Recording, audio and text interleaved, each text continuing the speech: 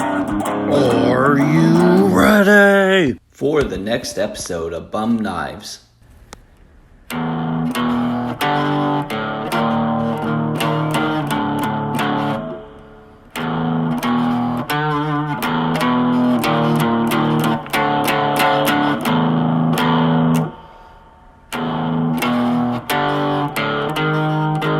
My name is Chris. I'll be your knife bum along this journey. Let's get ready to bum it up.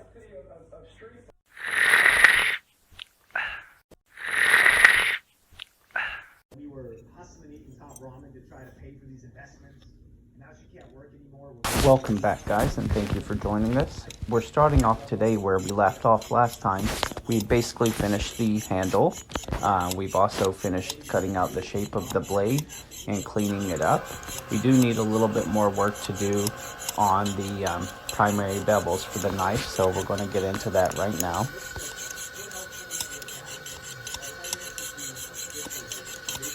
Okay, what I've got going on right here is a knife sharpener.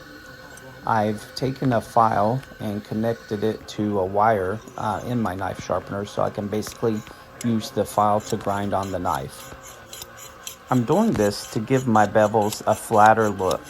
I didn't use a grinding jig on my 1x30, and they came out a little bit more convex than I would like. This should help fix it. Okay, I just thought of one thing that I wish I had added to the last video, but I'm just going to mention it here now.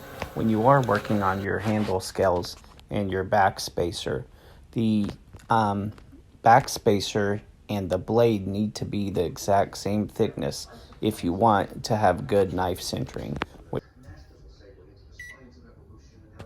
Okay, the fun stuff, heat treating. So what we've got to gather all of our materials. I brought everything up to the kitchen in order to have better lighting for this. Preheated the oven to 400 to temper the blade after heat treating. Okay, what you see here is my little forge. You can find tutorials for how to make this. This is basically just what they call a 2-brick forge. It's 2 fire bricks with the center cut out and then a hole in the side to insert your torch.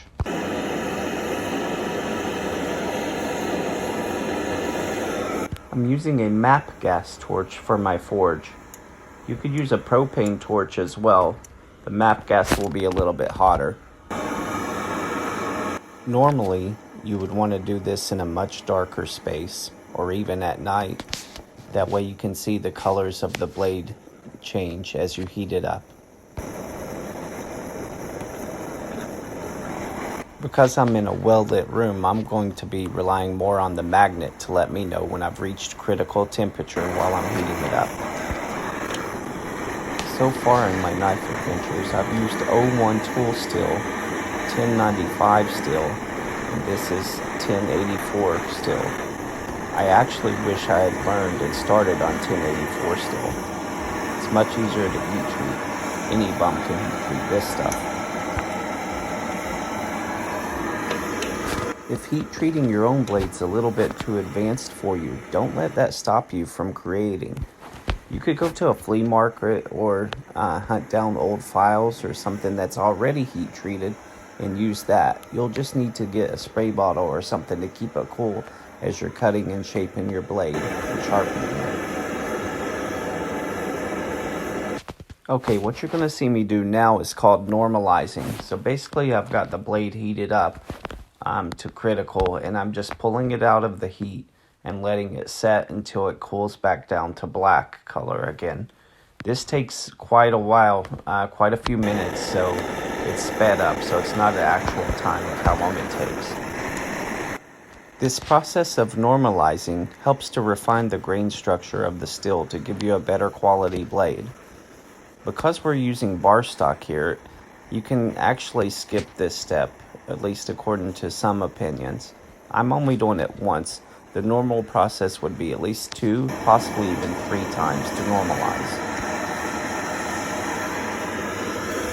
I have a quench tank set off to the side out of camera view. Inside of the quench tank, I just have standard canola oil. It has a pretty high flash point, so that helps to keep from having big flare-ups. Okay, if you guys are still hanging in there, you're still with us, I would just like to take a moment and say thank you very much. Feel free to leave a comment down below. Let me know what you think of this content. Please like and subscribe. Hit that bell for notifications.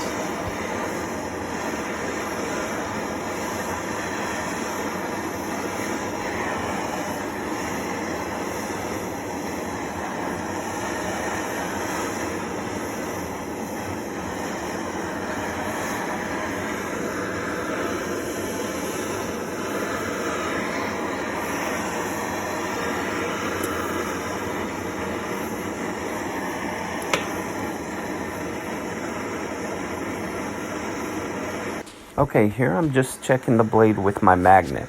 It's the coolest thing. Once the blade is hot enough and it's reached critical temperature, it will actually lose magnetization. I've always been into art and creating things. Do you guys remember the show a few years back, Orange County Choppers, where they used to do those themed bikes? I thought that was the coolest thing ever.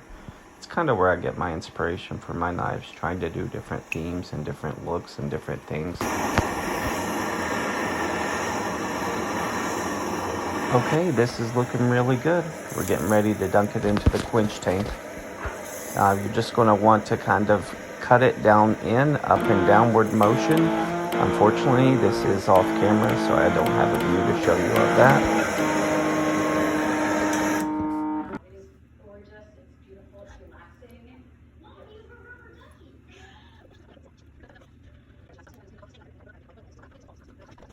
We're going to test our blade now with a file.